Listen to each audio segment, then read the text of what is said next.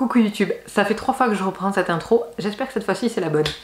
On se retrouve pour une vidéo en face cam, ce qui n'est pas arrivé depuis un petit moment parce qu'en fait ces derniers temps je vous fais pas mal de reading vlog.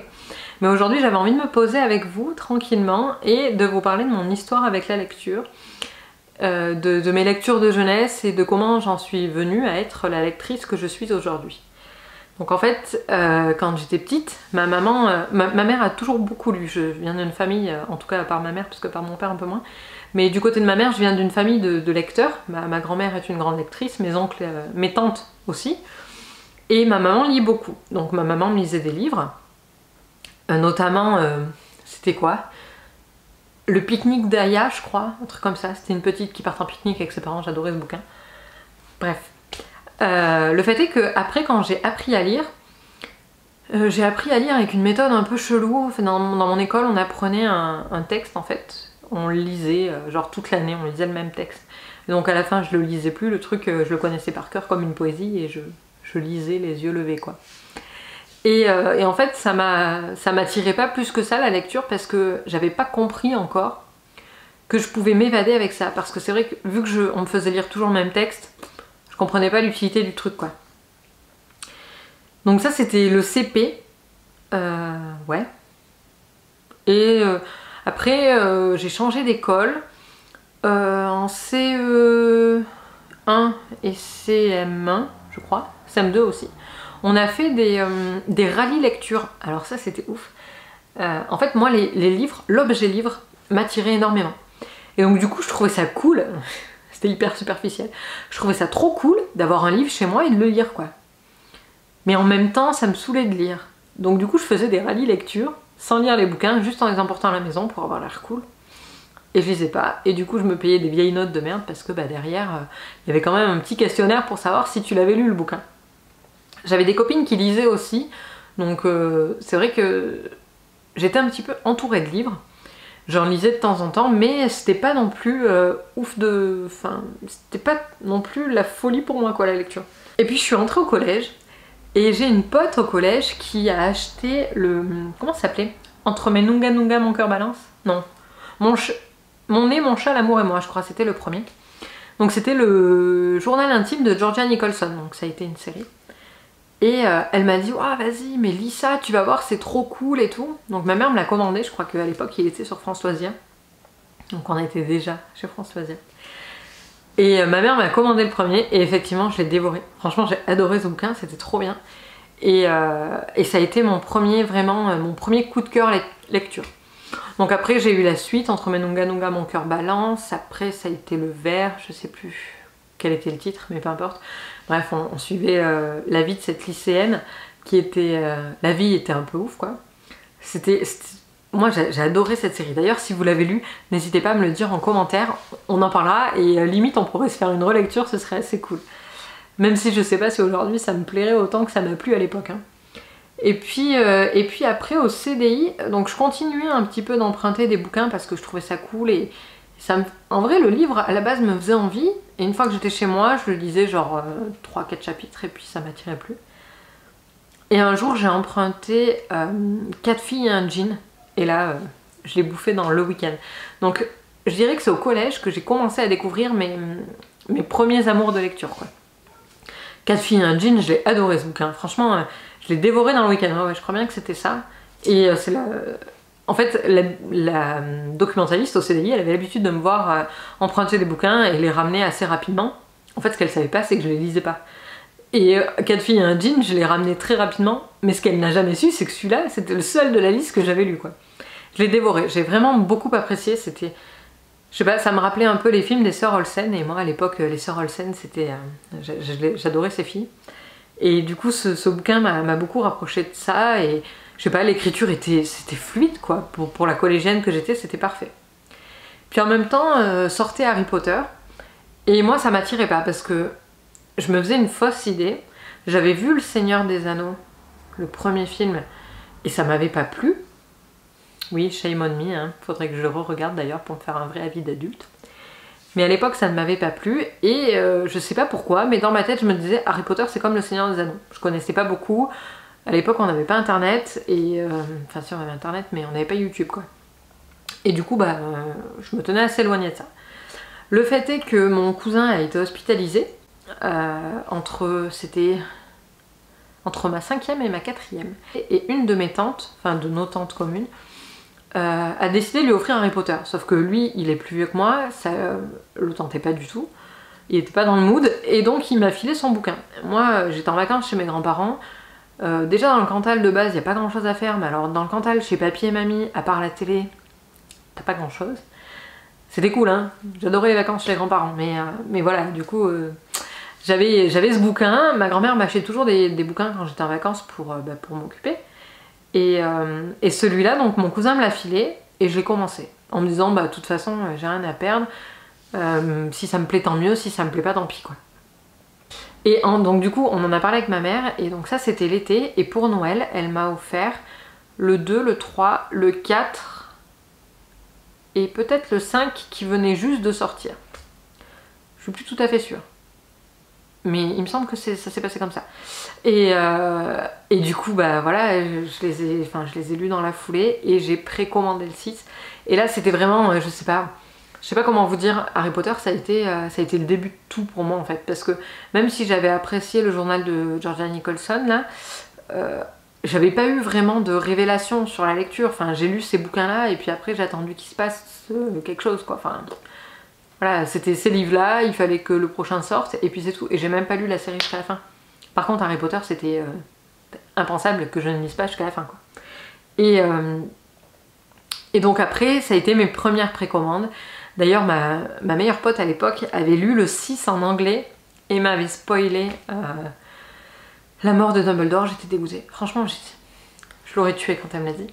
Mais voilà, moi j'ai attendu la sortie en français, je l'ai précommandé, je l'ai lu dans le week-end où il est arrivé chez mes parents. Et puis voilà, après est sorti Twilight. Twilight, ça m'a pas attiré, j'ai pas lu. Pourtant ma cousine m'avait bassiné avec ça pour que je le lise. D'ailleurs je l'ai acheté 10-15 ans après, je l'ai acheté, il est là dans ma pile à lire, je pense que je le lirai vers Noël. Mais voilà, Twilight, The Hunger Games, tout ça, moi je suis passée un petit peu à côté. C'était Harry Potter, quoi. J'ai relu Harry Potter le 3, j'ai dû le lire 2 ou 3 fois. Beaucoup moins que certains autres aficionados, hein, ça j'en ai conscience, mais voilà. Et du coup là je me suis dit que j'avais quelque chose à faire avec la lecture et que ça pouvait quand même m'apporter vachement de plaisir. Et donc je suis allée un peu fouiller dans les bouquins de ma mère, qui en a... Enfin, vous voyez ma bibliothèque, ma mère est pire. Je pense qu'elle en a 2 fois plus que moi. Mais bon, elle a un plus grand âge qui lui a laissé plus d'années pour les accumuler. Et donc là je me suis dit, il y a peut-être un truc à faire entre la lecture et moi. On va essayer de creuser. Donc je suis allée fouiller dans les livres de ma mère qui est très très polar, très peu fantasy.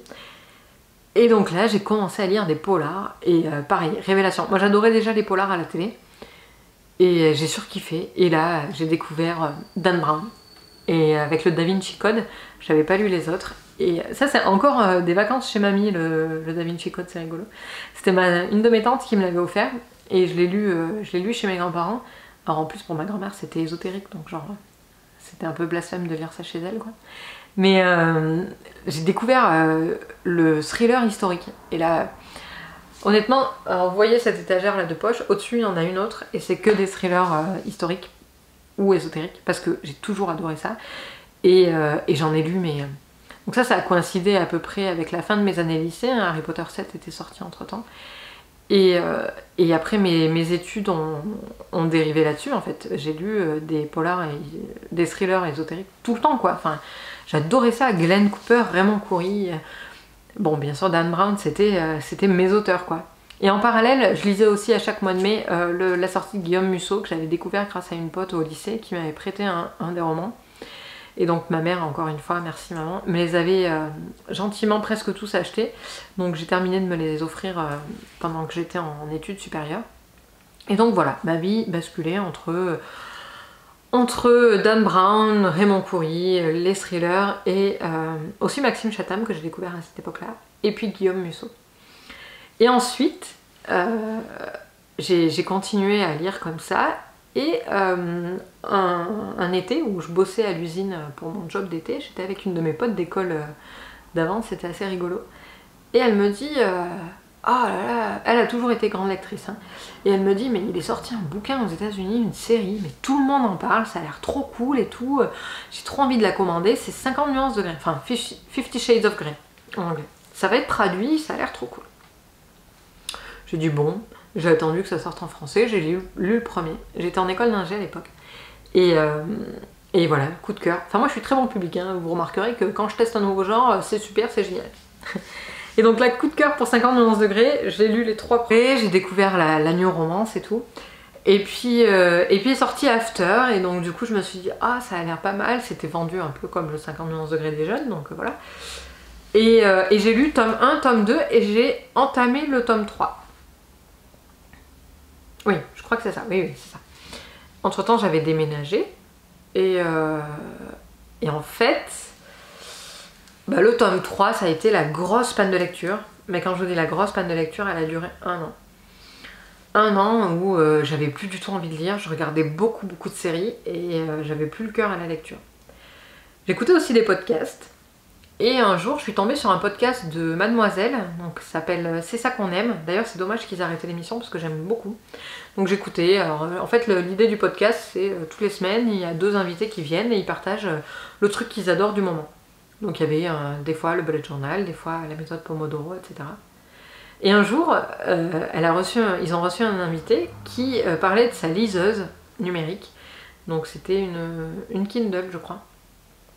Et elle disait que ça avait changé sa vie de lectrice, qu'elle adorait sa liseuse, qu'elle était partie en road trip en Thaïlande et qu'elle avait gardé sa batterie pendant les 15 jours du road trip, alors que les gens qui avaient pris une petite lampe à clipser sur leur bouquin avaient été... avait duré à peu près 1 semaine, même pas, et ils avaient plus de lecture à la fin. Alors qu'elle avait remporté 30 bouquins et ça lui pesait que dalle et elle avait de la batterie. Et après, il y en a un autre qui est venu parler de liseuse et donc du coup j'ai cherché des vidéos sur YouTube, j'ai trouvé ça trop cool et j'ai acheté une liseuse. Voilà, gros achat compulsif. Donc moi j'ai acheté une Kobo de la Fnac. D'ailleurs, je vous ai fait mes retours sur mes 1 an de liseuse, mon avis. Je vous mettrai la vidéo. Et ça a été les retrouvailles entre la lecture et moi. Donc j'ai mis dessus, j'ai acheté la suite d'After pour pouvoir les terminer. Je les ai dévorés. Je pense que la pause m'avait fait du bien quand même, parce que c'est un peu toujours pareil. Il faut pas les lire tous les uns à la suite des autres. Et la liseuse a apporté excusez-moi le terme, mais un putain de renouveau dans ma vie de lectrice. Je sais pas, ça m'a fait kiffer quoi. Et du coup j'ai recommencé à lire énormément, j'ai découvert Outlander et j'ai découvert Booktube et donc c'est à peu près à ce moment là que je suis devenue la lectrice que je suis aujourd'hui.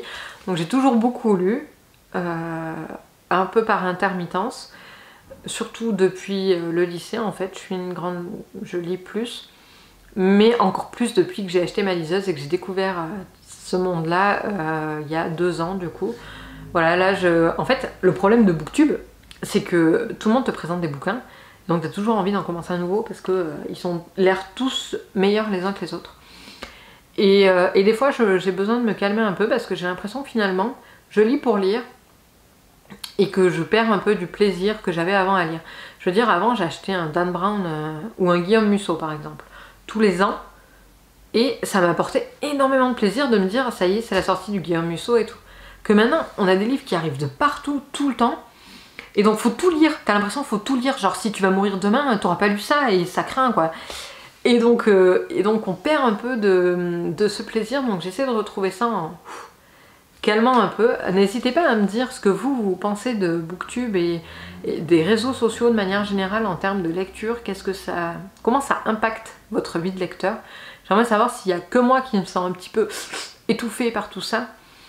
Même si j'en fais partie clairement, je donne mon avis et tout, et j'aime partager avec vous sur ce que je lis et ce que vous lisez et qu'on échange, mais c'est comme toutes les chaînes YouTube finalement, j'ai l'impression qu'on pousse énormément à la consommation et on donne envie aux gens de lire, et c'est très bien, mais on leur donne envie de lire tout, et les gens ils n'ont matériellement pas le temps, et il faut remettre peut-être la lecture à sa place, qui est quand même un plaisir, un passe-temps. Moi je sais que pendant mes années de prépa et d'école d'ingé, ça m'a beaucoup aidé parce que c'était le seul moyen que j'avais de m'évader dans mon quotidien, et je peux vous dire que le quotidien il était... L'école d'ingé encore ça allait, mais alors la maths sup, maths spé, j'ai redoublé ma sup en plus. Heureusement qu'il y avait la lecture pour calmer un peu tout ça, et de temps en temps le cinéma, parce que sinon psychologiquement j'aurais pas tenu.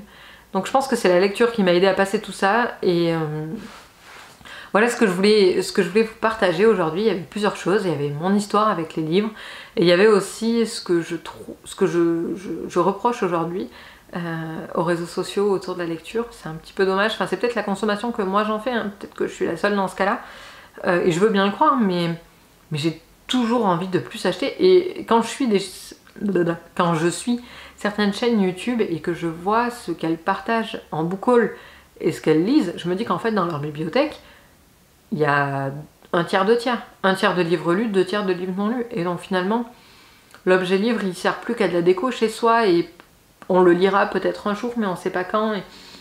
Et on perd peut-être un peu de la valeur du livre, en fait, je pense.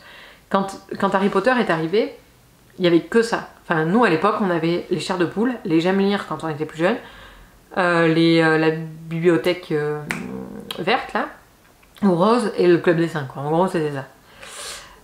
Quand Harry Potter est arrivé, ils ont lancé un nouveau...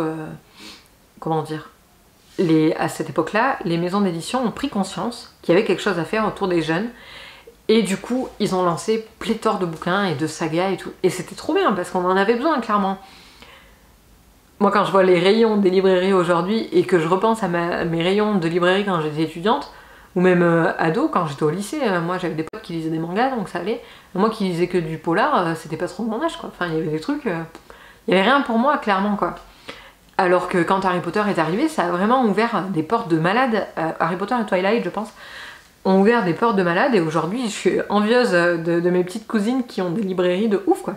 Sauf que du coup, le pendant de tout ça, c'est qu'aujourd'hui, il y a de plus en plus de bouquins, et qu'on a l'impression qu'on n'aura jamais le temps de tout lire, et qu'on rate quelque chose. Alors que pour moi, la lecture, c'est pas... Je veux dire, c'est comme une série ou un film, c'est pas de dire je les ai tous vus. C'est de se dire, j'ai passé un moment en regardant ça, et ça m'a vachement diverti. Voilà. Je pense qu'un bouquin, on doit redonner leur place au livre. Et ça doit être ça. Je parle de la fiction, bien sûr, parce qu'il y a des livres de développement personnel, il y a des livres qui t'apprennent à faire des trucs, voilà, ça c'est différent. Mais des livres de fiction, c'est juste pour t'évader un moment et te divertir, et je pense qu'on doit leur redonner cette place. Voilà, n'hésite pas à partager avec moi en commentaire si tu es d'accord ou pas d'accord ton avis sur la question. Et à la semaine prochaine dans un reading vlog.